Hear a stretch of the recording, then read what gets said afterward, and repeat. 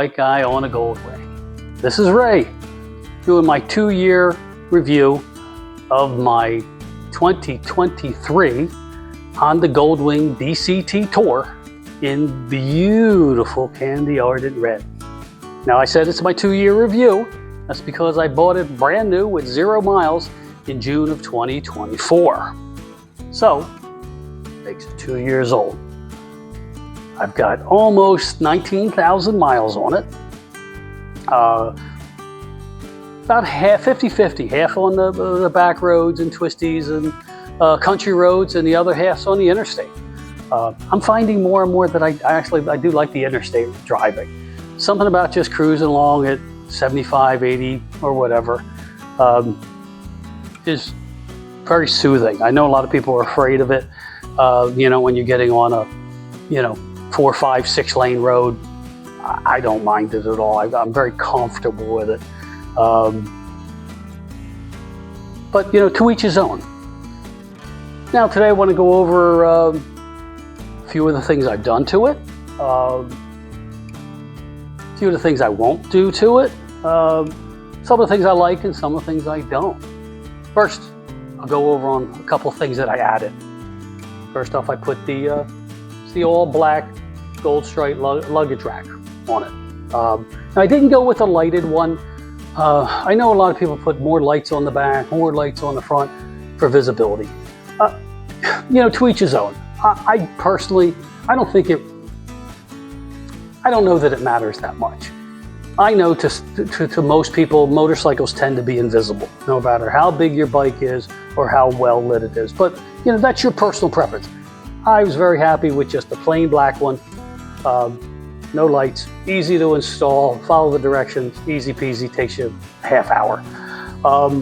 Because I put my Saddleman bag on here, and I leave it on all the time. It's kind of graying out on me, but there's a lot of things that I like to carry in here, and I don't always want to pop the luggage. Like I put the grocery bag, because this is a grocery getter too. I'll run to the grocery store.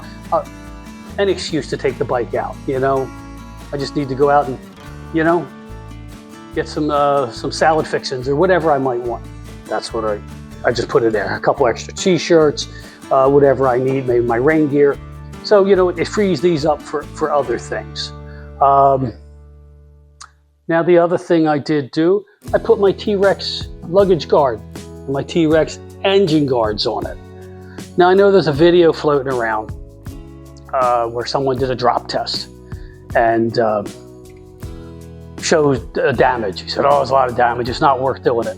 To each his own. I saw his video.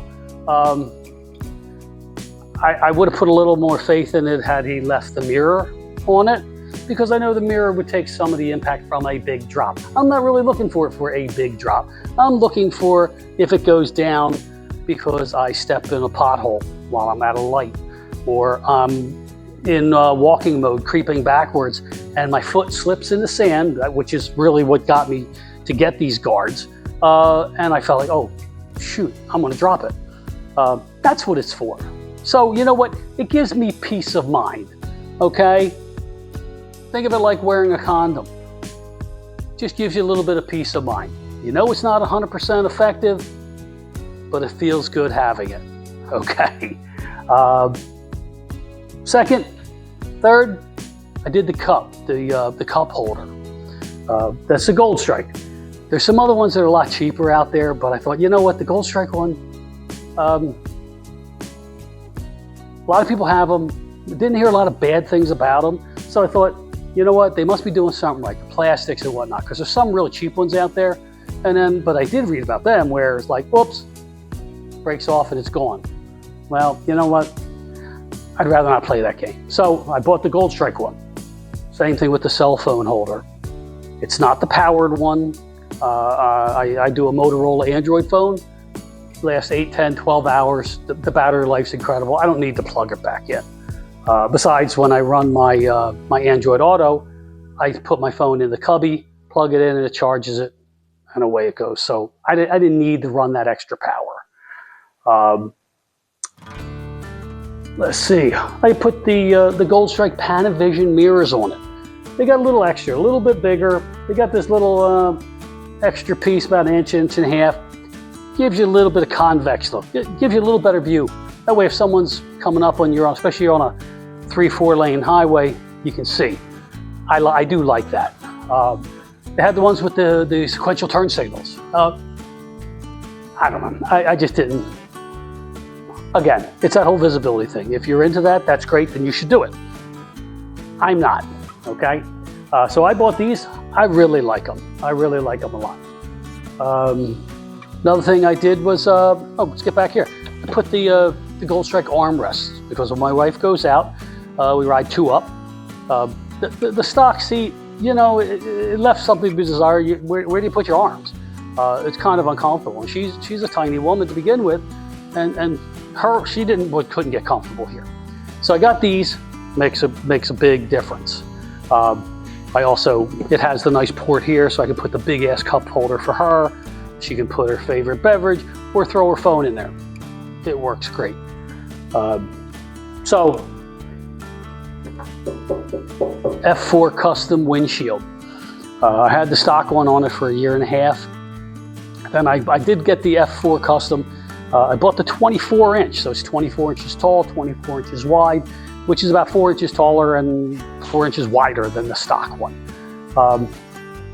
I see right over it. I'm 5'9.5". I see right over it. Some people would ask me online, "Oh, are you just looking through glass all the time?" No, I'm not.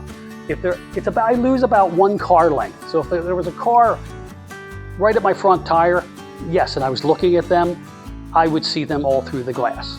I don't get that close to people. Everything past 1 car, let's say 18 feet, 19 feet, I look right over the windshield. So for me, it's perfect. I don't have to raise the windshield every time, which is what I was doing with the stock one. Now the clarity is really nice. It's crystal clear. I'm not having as great a luck as other people about the cleaning. It doesn't seem to clean as quickly and easily for me. It does clean up, but the clarity is the kicker for me. The extra height. I've been caught in the rain a few times. Put it up, it goes high. And I'll tell you what, I'm in the cone of silence. You know, my legs tucked in behind the fairing, me behind the windshield. I really didn't get wet at all. I mean, it wasn't a torrential downpour, and thank God I didn't have to stop, because nothing protects you that. So that's something I really like. Now I put a couple GoPro mounts, one under the mirror. I have a homemade attachment that I put right here, so I can put my GoPro on it. Sees right through this windshield. So with the F4 Custom, the 24-inch, it's nice and clear. It does a great video. I'll have to put some of them up there. See, the other thing I did do, I put the Goldstrike mini floorboards. You know, now why Honda didn't put these on stock, I swear that there's a deal with aftermarket. That, hey, we won't put everything on that we should for a premium motorcycle that costs $30,000 or more. That way it gives you something to buy. And since Honda doesn't really make some of these things, you can buy them from someplace else. I did put them on because those little pegs, they hurt my feet. You know, I'll be 65. I'm not a young buck anymore. So comfort is that for me.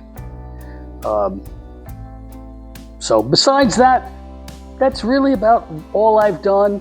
I thought about some of the extra lights in the front, but I'm not really into that.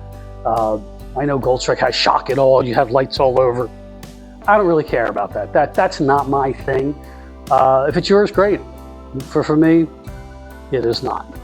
Now, as far as the bike, I love the smoothness. It's so smooth, even after 2 years, 19,000 miles.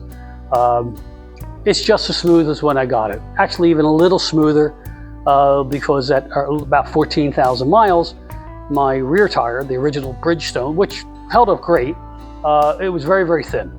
We were late in December, and I decided to go dark side. I wanted to try it. I heard a lot about it, and I thought, well, you know, it's a good time to try it. It's cold, and since the Bridgestone didn't have a lot of meat left, you know, I know my traction's not really good on a nice cold road because I ride year round. As long as there's no snow or ice or salt on the road, I'll go ride. So I did put the Pirelli P7 run flat on it. My son-in-law put it on for me. He mounted it, balanced it. I pulled the wheel off, dropped it off to his house. He did all the work. He said it was a pain in the ass to take the stock one off, and it was a pain in the ass to get the new one on. And he balanced it. He said, but they were, all things being equal, it was no different, you know, old and new. What I like with the run flat is that the sidewalls are thicker. Besides, it's a run flat. A lot more meat, a lot more surface.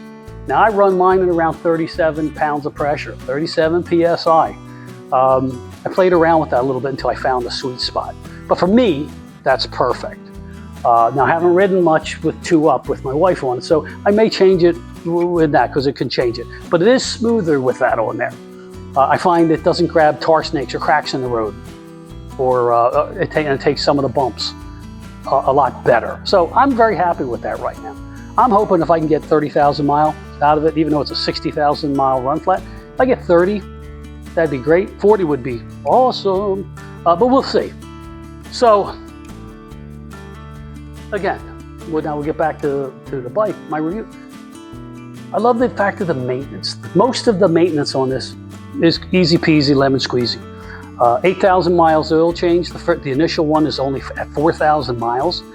None of this 600 mile or 1,000 mile, let's drain the oil because we're gonna get some metal fragments. No, Honda says no. Honda says 4,000. That's what I did. And then after that, it's 8,000. And then you skip changing the filter every oil change. I haven't done it that way. I'll probably continue to change the oil filter. But I know it's an option, so maybe I would one time, but at least I have it as an option. So I do like that. I haven't burned a drop of oil. All the maintenance on it's been pretty basic stuff. I did pass the 16,000 miles where I'm supposed to change the air filter. I'm not in a dusty, dirty place, so I haven't changed that yet. I think that's another thing that Honda could have done better. They did that knowing you got to tear the whole thing apart, you know, and I think 75% of the people will still pay Honda to do it. You know, I'm hearing people paying, what, $600 or something to do that. That's ridiculous. The other folks are doing it themselves. I bought the service manual. I also bought the Fred Harmon's videos, shows me how to tear it down. So I will do it. I'm just not going to do it right then and there. 16,000 I think is a bit excessive. You know, I've had cars that I haven't changed until 150,000 miles. I take them out and they still look pretty new. So you know what? And I've never had a car die or buck or give me problems. You know, it's not like a lawnmower, you know, where you're kicking up dust and dirt all the time. Totally different. So that I'll get to, but Honda could have made it much easier. But again, I think there was a method to their madness. But all the other maintenance is really straightforward. I intend to do it all myself. I have my shop. I have a special way of putting it on my lift, so I can get it up off the ground, get to everything very, very easily. But the power, just as powerful. It hasn't simmered down a bit. It's got all the power I ever could want out of it. Smooth. That 6-cylinder, so smooth. So smooth. I mean, it just runs, you know, all day. You lock in that cruise control, which is awesome. I love cruise control. I'm a cruise control nut. I use it everywhere. And you lock it in, it just goes. It just purrs. So that's awesome. The heated grips, fantastic. If you're an older guy like me, you got arthritis, I actually use the heated grips in the summer. Maybe on low, but just enough. Needs a little bit of warmth in these hands because the joints don't like it. The heated driver's seat, awesome. We still get a lot of cool mornings. We've had some even in June. It's in the 40s, and I go out bright and early. And we go 2-up. The missus has a heated seat and backrest, so you know that's great. I mean, you expect that on a premium motorcycle. It should have it. It should have more. Believe me, it should have a touch screen. It does not. Why? Honda has it on some of their other bikes. Why on their flagship they don't? Now I know this is only a 2023, but the 26s are no different. Okay, the 26, all they did was you know, a couple little tweaks on the motor here and there, and the tranny maybe with the DCT, the automatic. But they got rid of the nav system. Although it's not great, I still like having that nav system in there. When I do long runs, I do my Android Auto. I put my phone in the cubby, boom, it works great. So that's what I love about it. I mean, I like the quiet. I do like the quiet. I did buy some pipes. I went online and I bought a set of new pipes. It's a place, they must be buying the parts from trike conversion places. So they look brand new. Has the outer covers and all, and the mufflers. I'm going to modify them. Maybe get a little rumble out of them. Some people are buying these, ones aftermarket that make a little bit of noise. But I bought this. It was a project. I have the tools. I have plasma cutters, welders. I have all this. So I want to play with that just for fun. And I may hate it because it may be too much noise. But that's down the line. Power, smoothness, maneuverability. It's agile for such a big bike. I mean, it takes a little bit getting used to, but I throw this thing around like it's a 400 cc bike. It's great. It's very nimble. I'm very surprised at how nimble it is. Gas mileage. If I am not whooping on it, I average about 53 miles to the gallon. Not bad. If I'm whooping on it, I still get 43, and that's in sport mode. That's another thing I'll touch on. It has the different modes. You've got Tour, Rain, you've got Eco, and you have Sport. Tour is what most of us use. And, it's great. It does what it needs to do. It's not like that. Sport, you put it in Sport and bam, it's a little rocket ship. Consider the bike is almost 900 pounds, and with the rider, you're over 1,000 pounds. It gets up and goes.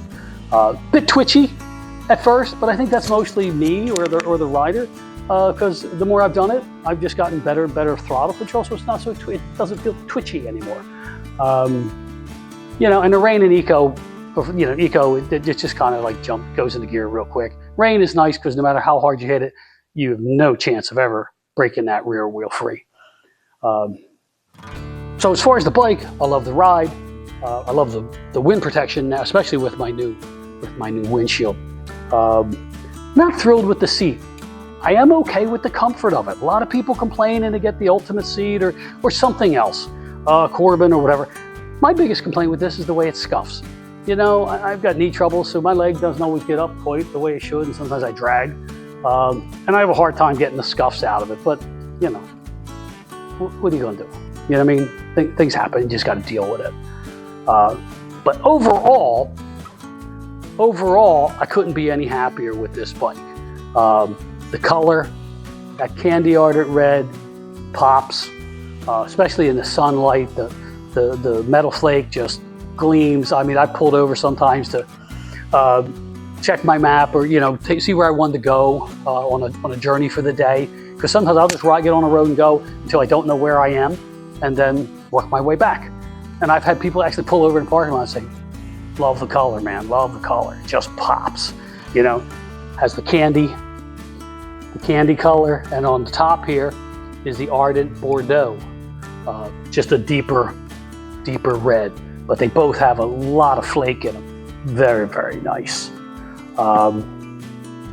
So yeah, that's my review on it. After 2 years, I would buy it again. Am I thinking about moving up to the 26? No. There's not enough differences in there. I just got this to kind of really where I like it. Not that it wasn't great when I bought it, but I put my own little things that make it me. And I'm happy with it. Maybe the next generation, if the next gen comes out and they do something, I don't know what they would have to do really for me to buy it. But as far as this goes, my 2023 Honda Goldwing DCT Tour in beautiful candy ardent red, again, which I bought in June of 2024, 2 years old, 19,000 miles. I give it 2 thumbs up. I would buy it again and again. It's a pleasure to ride, and if you're thinking about it, get one. Thanks for stopping by my channel. Another old white guy on a Goldwing. You have a great day. I want to touch base on problems I've had I haven't had many. I've only had two. One at about 15 months, the battery did go bad. It was cold. Of course, we had a very cold winter last, and Goldwing didn't want to start. Now I have a 2011 Honda State Line, fired right up. So they're both on tenders. So it was the battery. I went back to my dealer where I purchased from, East Coast Cycle Center over near Bristol in Pennsylvania. I did have a little bit of issue with the service manager at first, but we resolved that. They thought that it only had a 12-month warranty, but according to Honda Corporate, who I spoke with later, no, it's covered for 3 years. The Goldwing is only one of two bikes that Honda sells that everything is covered for 3 years, okay? So they took care of that. He made it up to me because I had a wasted trip in there, but they're going to do my next oil change for free. Good. My right side saddlebag, the piston, that the damper that makes it go slow when it opens. I've only opened that one a couple times. I opened it one day, clunk, slapped down rock hard. Contacted East Coast Cycle Center. They ordered it in. Took maybe a week or so to get it. Went in. Mechanic went out right out in the parking lot, popped it on. Gone. Done.